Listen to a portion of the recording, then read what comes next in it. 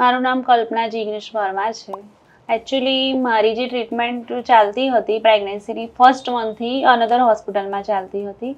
પછી 9 month complete થવાના તૈયારીમાં હતા અને એમના તરફથી એવું કહેવામાં આવ્યું અમને કે તમારી નોર્મલ ડિલિવરી પોસિબલ નથી કારણ કે તમારું બેબી હજી ફ્લોટિંગ કરે છે.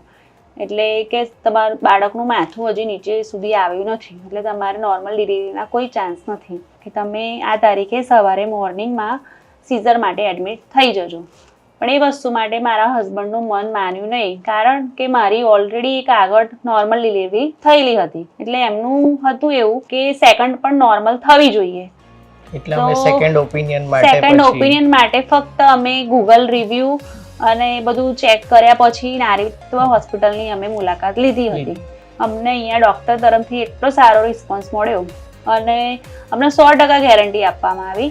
એડમિટ થવાનું જે અમારું ડિસિઝન હતું એ અમારું બહુ જ સારું નીવડ્યું અને અમને નોર્મલ ડિલિવરી પોસિબલ થઈ અને એક હેલ્ધી બેબી બોયનો બોર્ન થયો.